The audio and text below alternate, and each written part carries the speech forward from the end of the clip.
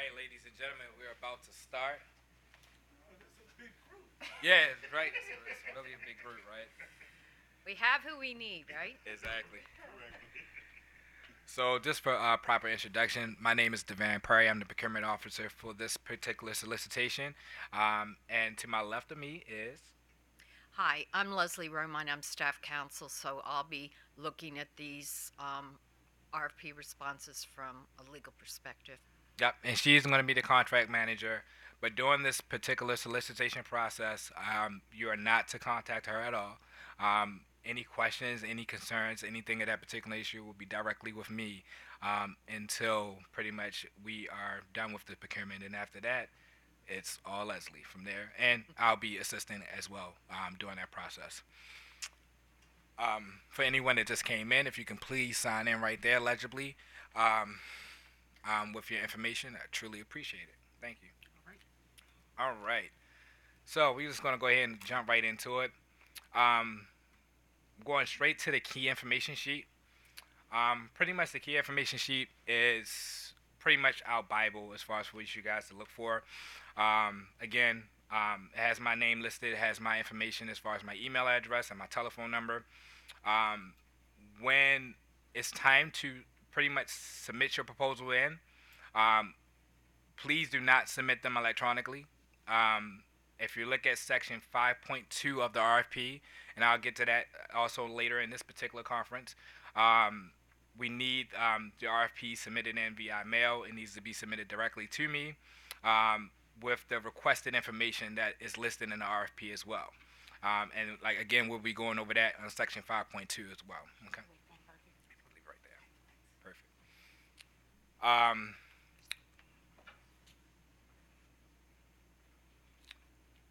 So the proposal due date, as far as for this one, proposal due closing date is going to be February 27th, 2020, at 12 p.m. Offers are reminded that a completed feedback form is requested if no bid decision is made. For this solicitation, the MBE subcontracting goal is 15%, and there's no VSBE subcontracting goal. Pretty much the contract type for this is a service contract. You will pretty much be assisting our staff attorneys within regulatory matters that is described also within the scope of work in this particular RFP. Moving down to the summary statement, section 2.1. 2.1.1, the Public Service Commission is issuing this request for proposal to provide research, regulation writing, and application criteria support to the Commission staff in complying with Clean Energy Job Act of 2019. And point 2.1.2 is the state's intention to obtain goods and services as specified in this RFP from a contract between the selected offerer and the state. 2.1.3, the Commission intends to make a single award as a result of this RFP. 2.1.4, an offerer, either directly or through the subcontractors, must be able to provide all goods and services and meet all the requirements requested in this solicitation, and the successful offerer, the contractor, shall remain responsible for the contract performances regardless of subcontractors' participation in this work. Um,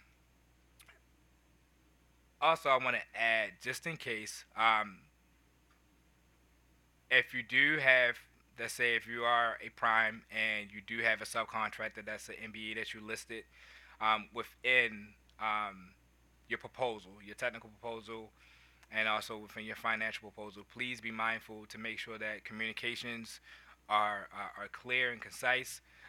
We don't want to get to a process where we are in the process of submitting a proposed awardee, and then all of a sudden, we've already agreed upon it, and then you haven't gotten in contact with your subcontractor to do the work, because then it's up to my determination to pretty much default that award as well. So, if you do have if you have a contact and you want to bring the subcontractor on board, just please be mindful that that you guys are in agreement, and the documentation that you submitted in is what we're going to stick by as far as throughout the award process as well. Moving forward, pretty much everyone, I'm going to assume if you haven't, you pretty much still have plenty of time to go over the background information in regards to this particular solicitation. I just want to get down to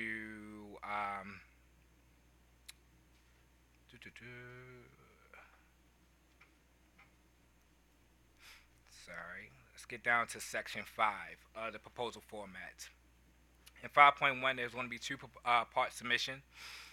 Offerer should submit a proposal in separate volumes. So volume 1 will be the technical proposal, and volume 2 will be the financial proposal. 5.2, proposal delivery and packaging. Section 1 of 5.2, proposal delivery by pretty much email shall not be considered, or fax should not be considered. Pretty much, again, I mentioned that this has to be, you can hand deliver it in.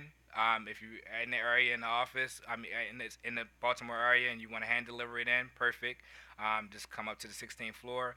If you want to FedEx it in, UPS it in, or United States Postal Service it in, that's perfect. Just make sure that you give yourself enough time for it to actually be delivered.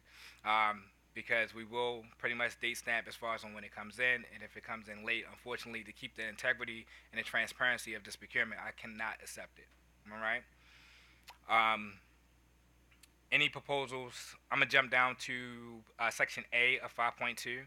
Any proposal received at the appropriate mail room or typical place of mail receipt for the respective procuring unit by the time and date listed in the RFP will be deemed to be timely, as mentioned earlier. The state recommends a delivery method of which both the date and time of receipt can be verified. And that pretty much this covers both the offerer and also as far as on our end, as far as just making sure that we actually receive it in time. Moving down to A, Volume 1 of the technical proposal. The technical proposal is going to be consisting of 1, the original executed technical proposal and all supporting materials marked and sealed. Normally that's marked as original. And then 4 duplicate copies of the above separately marked and sealed.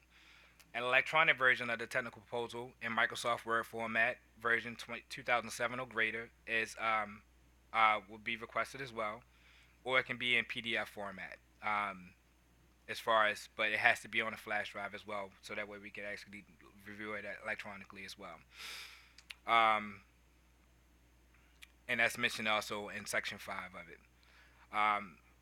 Volume 2 is the financial proposal, consisting of 1, the original executed financial proposal and all supporting materials marked and sealed, and then 4 duplicate copies of the above separately marked and sealed. 3, an electronic version of the financial proposal in searchable Adobe PDF format, and a second searchable Adobe PDF format in the financial proposal with confidentially or pretty much redacted information is requested as well.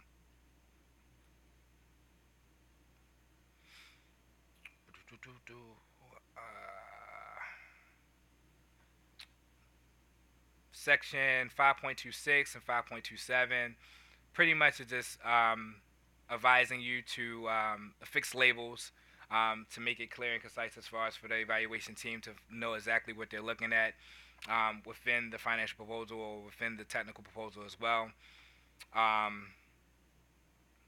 If you have any CDs or anything of that particular nature, as far as off of which is mentioned in 5.27, label each media, CD, DVD, or flash drive on the outside on the outside with the RFP title and number, name of the offerer, and the value number.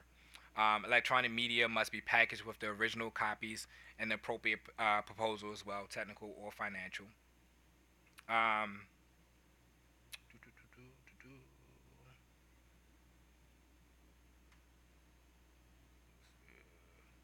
Sorry.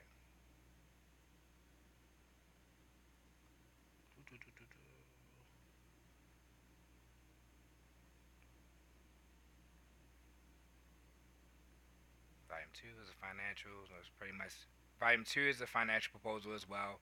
Pretty much it's still going over the same information that I mentioned as far as within the technical proposal, as far as for how to submit it in. A copy of the financial proposal is listed within the email and marketplace advantage as well. It's listed in the Excel format as far as for you guys to actually to look at it, to be able to print it out, download it, things of that particular nature, and be able to add your information in that particular section as well. The evaluation portion of this. The evaluation, per the evaluation team, It will be graded. 1 second, sir. All questions. Let me go through this. All questions will be pretty much asked at the end of this conclusion of this. Um, where was I? Yeah, evaluation committee. Thank you, Leslie. Thank you. The evaluation committee, as far as within this RFP, the technical and the financial proposal will be graded equally. Um, so the technical proposal won't outweigh the financial proposal, nor will the financial proposal outweigh the technical proposal. They will be weighted equally. So please keep that in mind. Um,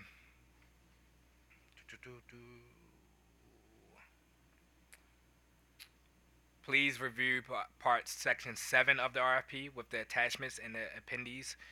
Anything that you see within the attachments, as mentioned, like attachment A was the pre-proposal conference and the response. Attachment B is the financial proposal and instructions. And the forms, pretty much, this is instructions as far as for how and what we're looking for. And the actual financial proposal form is listed in Excel. All that stuff have been pretty much distributed out. If you haven't received it, please email me, and I don't mind emailing you that particular portion of this particular RFP as well to make sure that you have with the actual RFP, the solicitation. Anything else that you see that may have a link to it, as far as, like, for instance, attachment C, proposal affidavit. This needs to be completed. This needs to be submitted in along with your proposals in the process, in this particular procurement process. Um, Please make sure that these documents are completed to the best of your knowledge, to the best of your representation of your firm. The same thing as far as going on attachment D. Again, this is the solicitation does include a 15% subcontractor participation goal. Please make sure that that is completed um, when submitting in your proposals. As mentioned, as you can see, like attachment E, the solicitation does not include a veteran-owned small business enterprise goal, so we're not looking for that particular form. If we were looking for that form, the hyperlink would have been there for you to pretty much click, review the form, download it, complete it, and submit that in with your proposal. Um, Attachment F has a link. Once you click on that link, it'll take you to the PDF as far as for the Maryland Living Wage affidavit and agreement, a service contract. That form needs to be completed along with the proposal when submitted in. Um, Nothing for attachment G, which is the federal funds attachments.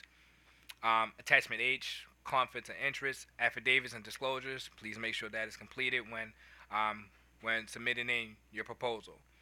Attachment I, non-disclosure agreement for the contractor. Please make sure that is completed when submitting your proposal. There's nothing for HIPAA, anything of that particular nature. There's not a medical contract or anything like that, so you don't have to worry about that. Same thing with attachment K with Mercury affidavit. You don't have to worry about that for this particular procurement. Attachment L, location of the performance of service disclosures. Don't have to worry about that.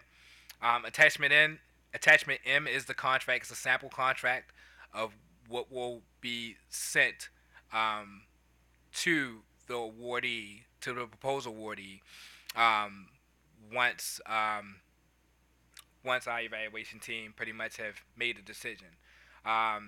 If any exceptions or anything of that particular nature is listed within the technical proposals, those will be pretty much reviewed and considered. And that's when pretty much negotiation pretty much starts from there. But this is a sample contract as far as off of pretty much it's a statewide contract.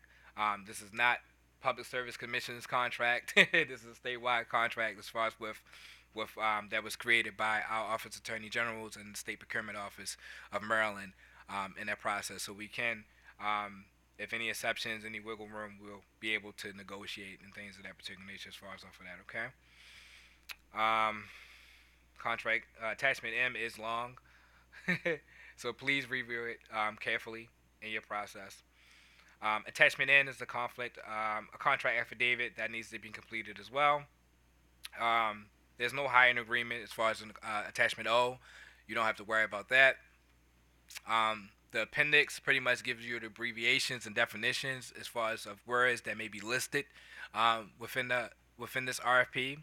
Please review it. If you have any questions as far as any terms that may be used, those definitions and abbreviations are there.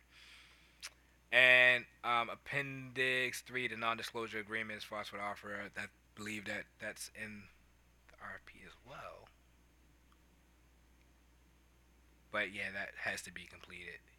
Yeah, the non-disclosure agreement is pretty much an attachment I, and also we doubled it again in the last appendix 3, and then also we have appendix 4 as far as for the laborers resume forms. Um, Once you click on that link, again, a sample copy as far as of how to complete that form um, will be listed as far as on the website. Please review it, and that has to be submitted also within your proposal upon the submission date as well. All right. So at this time, before we answer any questions that we may have on the floor, we did receive questions as well. I want to go through these questions real quick, and after I go through these questions real quick and answer them, any questions that we may have, if you could, because this is being live streamed as well, if you can stand over there on the podium on either side of the room, just give your name, your company's name, and then provide the question. That'd be awesome. So that way, people, as far as that may be viewing this through our live stream, they'll be able to go ahead and put a face with the name and be able to, if they have any other questions for you as far as working together, they'll be able to contact you as well. And we will provide that information um, through the conclusion of this as well. All right. So the first question that we received, the RFP is listed on EMA or Email and Marketplace Advantage website under Legal Services. Does the Public Service Commission prefer or expect a lawyer slash legal firm to undertake this work or to lead a team for this work?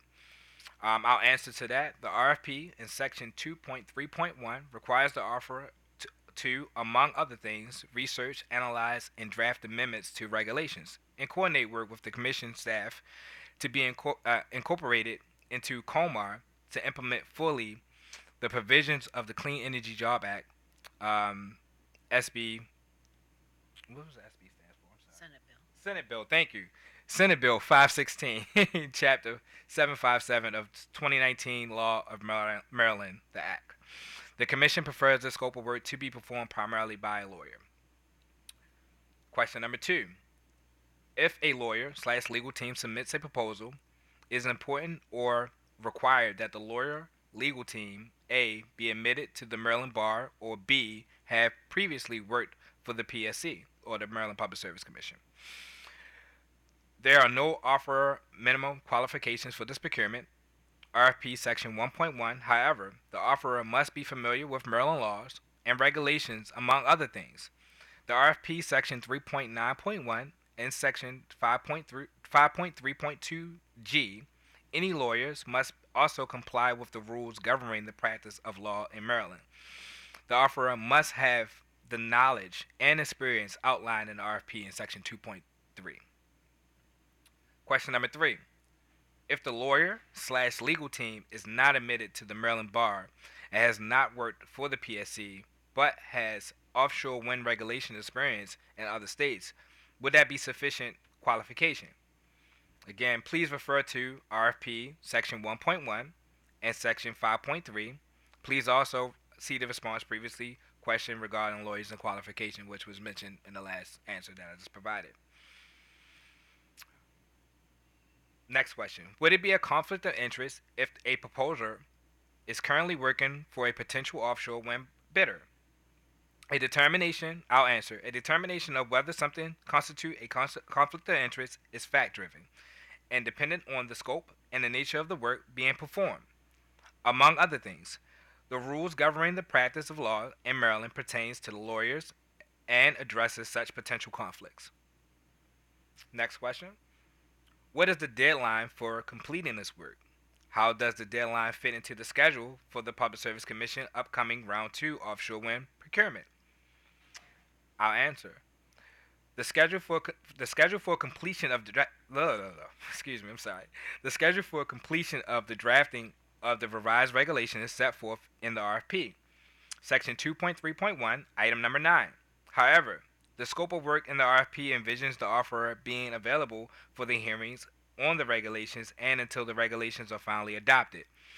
There are statutory and administrative rules governing this process. Next question. If the prime contractor is a Maryland certified MBE, does it still need to include other MBEs? And if so, what percentage of work? If the prime contractor is a Maryland certified MBE, they do not have to include another MBE for this solicitation. If they still want to include another MBE, totally fine with us. But if you are a Maryland certified MBE and we feel as though that you're deemed and you're qualified to participate, and as far as in this particular solicitation, you do not pretty much need another MBE to help out as far as within this particular project. Um, Last question. Can you provide a list of conference attendees with contact information so that MBE firms can reach out to them directly? A list of the conference attendees with their contact information will be provided at the conclusion of this conference. This information will be provided on our website through email and Marketplace Advantage and sent via email to all parties interested with this solicitation. All right, so these were all the questions that we received in prior to. Are there any questions that we may have currently right now with our attendees here? I just got one. You can step up to the podium for me. Dr. Banks, Banks Consulting Corporation. I was just questioning on your financial. Mhm. You gave, I guess, a template, Yes, sir. and I usually use my corporate spreadsheet for financials. Mhm. Uh, would that be acceptable in the package, or do we have to use the template you have? You have to use the template. The template. Just have to transfer it. This transfer your staff services, and again, any particular expenses that you believe that your firm may occur during this particular process. Make sure that stuff is listed in, and detailed information, obviously, as far as even when it comes down to the reimbursements of expenses, is listed within the RFP and what we need in order to pretty much repay any offer as far as that may have been selected for us for this award. What? Again, with the spreadsheet I have, is already calculates. Yes, the same thing with the template. Okay. It automatically calculates. I already did the work as far as for you all. So the only thing you're doing is plugging in your numbers. So as I say, it said staff services for at 2 years. Right. Pretty much it already does the multiplication for whatever it is as far as with that. And it already does the addition for section 1 and section 2 of the financial proposal. Pretty much you already have your grand total at the bottom once you finish completing. So you're good to go. All right. As far as with that. And could I ask one more? Of course. Since you covered that in there, so the time period is going to be 2 years for this particular contract. And I'm a veteran small business, Perfect. so I think I qualify for both MBE. I think I'm MBE certified and a veteran small. Yeah. So even when it comes, not to cut you off, even when it comes down to duly certified firms,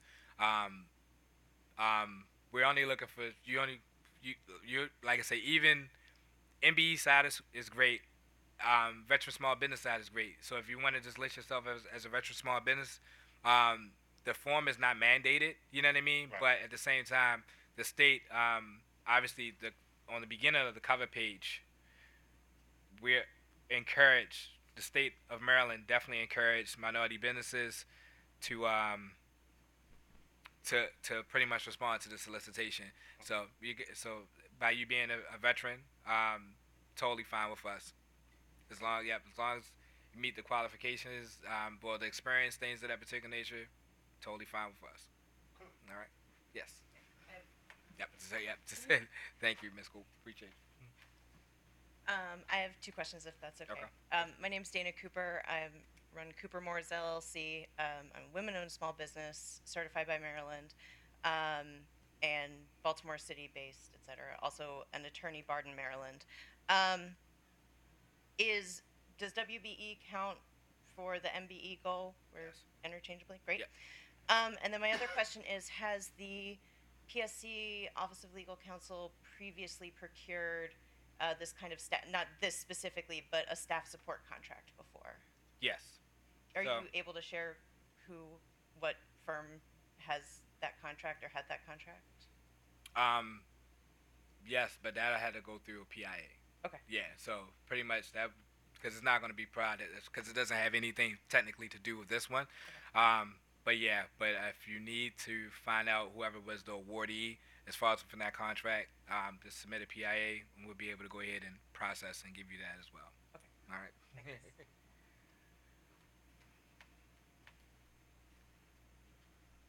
Any other questions?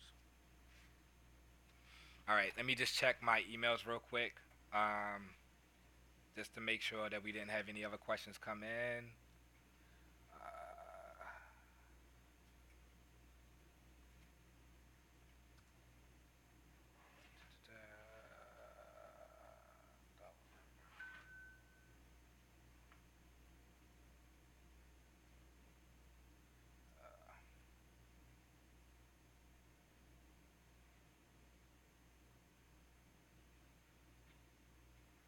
My phone, I know, right?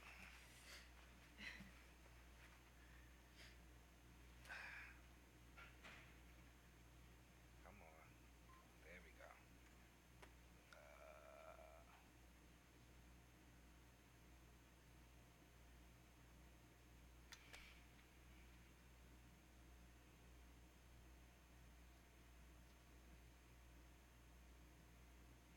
Hopefully that's the right password.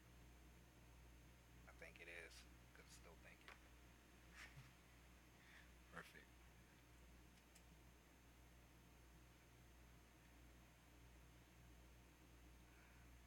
Security. Okay. All right. Supply requests. All right, so I haven't received any other questions as far as for this particular conference. So if there's no other questions or anything of that particular nature, you all are free to go. And good luck. All right. Thank you. Sure.